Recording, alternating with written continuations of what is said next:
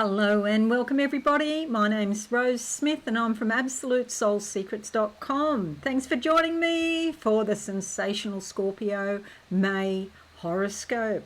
It's a bit of a quieter month, however your ruler Pluto is going retrograde this month on the 2nd, so that's going to have some real and important influence upon you.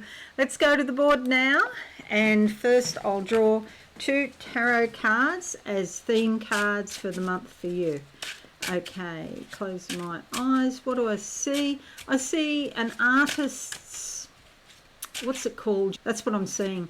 But basically that means you are the artist of your own life and you get to colour in the pictures and you can decide if you go outside the lines or not. Okay, so when I was a child I had trouble staying in the lines. I still do in all areas of life due to my rebellious spirit. But you can decide how much you want to deviate from the norms. Okay, the first card that comes out for the first half of the month is the 10 of Wands. My gosh, this comes out a lot, this card. It's about putting your burdens down because it's the end of a cycle. Now the 10, the 1 and the 0 suggest that there are new beginnings around the corner if you can drop the burdens of the past. The 0 is like being in limbo, saying basically be patient, there's new things coming. So you've got 9, 0, 1, 9 is the end, 0 is the limbo, like when you're dead and you're waiting to come back, and 1 is the new beginning. So this is about, you know, if you're feeling overwhelmed, maybe cut some things out of your life. There's some challenge here in the background, but I always get the feeling that you've overcome that and you're coming down that mountainside and you're on your journey now. You know, you've done the difficult bit, but you're still carrying all of these baseball bats, these ideas that are burdensome. Okay, a green skirt brings a lot of growth and development, and there's green trees in the background. So it's, you know, it's up to you whether you give it up or not. You might decide that you don't agree with me, basically, that you're going to just continue on like you always did. But your choice, of course, your life, and you might become more aware of the strength that you've developed as a result of this journey you've been on. And it suggests also, this card suggests a victory after a struggle. Okay, so that's the first half of the month. The second half of the month, what do I see? An arrow. Okay, a crossbow and an arrow about to fire an arrow into the air. So it's like a new idea coming through. We don't know yet whether it's going to be successful or not, but all you can do is give it a try and see what happens. The card that comes up is the 2 of Swords. This is about decisions that you have to make, as we all do. They're probably not really big decisions, it's probably just normal everyday type decisions. Do be aware that you do carry your ideas and your baggage from the past, as we all do as well, and that could actually influence the decisions that you make.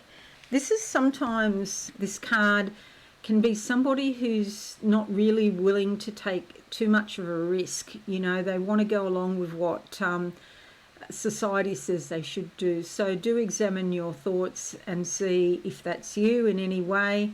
Are you content just to go along, or do you want to blaze your own trail? Blazing your own trail is difficult, but your decision, of course. All right, here's your horoscope, and I'm just going to make that a little bit bigger, zoom.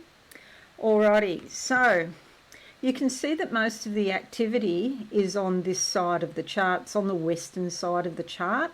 So if you think about daytime and nighttime, the horizon in the morning would be here and the horizon in the evening would be here. Okay, so this is going into evening. So this is like shut down. This is like letting go of the past again. This card is being reflected here in the chart. A type of small death, if you like. It's like every night we go to sleep, that day is done, it's finished, it's the end of an era, it's the end of a chapter in your book of life. Might be a very skinny chapter, there's just one day. But yeah, all of the activity on this side, mostly anyway, as far as planets go. Okay, apart from the full moon, which is called a planet in astrology, and we won't go into the reasons for all that. But there's no aspect patterns beginning the month, so, we don't need to talk about that. The new moon is in Taurus on the 7th up here, and this is bringing a new beginning around your relationships, and it could have real physical effects being in Taurus. So luxury type items, something about luxury, something about good quality, stability, security. These are the sorts of energies that come in. You could be feeling more secure with any business partnerships or romantic liaisons, or maybe with your husband or your wife with this new moon. The full moon is down here in Sagittarius on the 23rd of the month, and it's in your house of finances, possessions, and also things that you value, including things like your self-esteem or your self-worth. There could be a bit of a shake-up there, or something comes to a head. So, maybe you've been spending money like willy-nilly, and when the full moon comes, you realise how much you've spent, and you say enough is enough, and you're going to stop. So sometimes it can be tumultuous. In Sagittarius, it is quite likely to be expansive and also almost like optimistic and even positive, but it could be a bit of a convoluted ride or a bit up and down in order to get to that positivity, if that makes sense. Okay. Pluto, your ruler, is retrograde in Aquarius on the 2nd of the month until the 12th of October, when it'll be in Capricorn.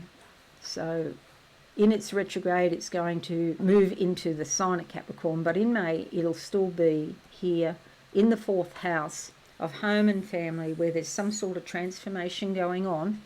Could be with people that you live with, or family members, or could be your actual home. Pluto is a great transformer, and it also has connotations with birth, death, and rebirth. So, for example, family member may be married, may split up with their husband, and then may get back together with their husband, for example. So a death and then a rebirth. Something comes back from the past, but it doesn't come back the same usually. It comes back in a new form because it's rebirth. So the phoenix rises from the ashes. Relationships can go back together. Housing, maybe to do with your home. It's possible you could move back to an area where you used to live at some point. Then we have Mercury in Taurus on the 15th. A lot of communications going on here to do with your partner, business, pleasure, personal.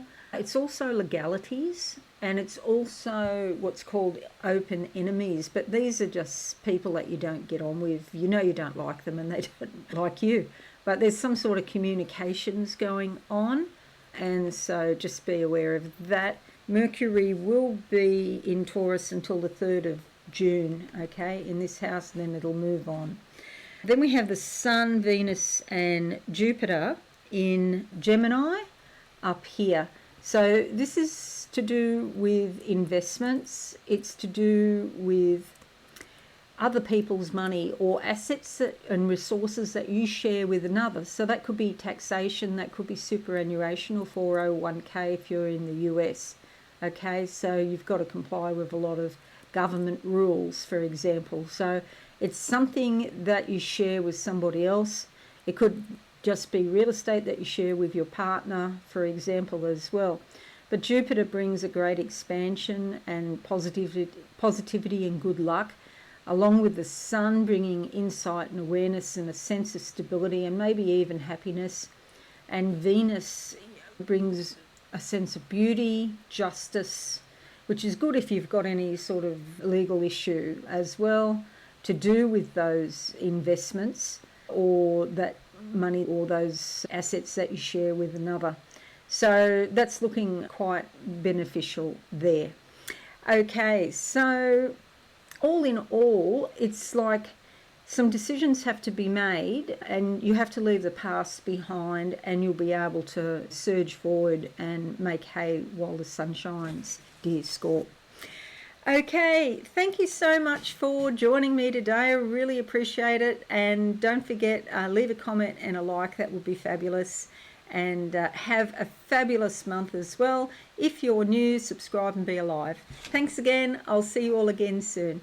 Bye for now.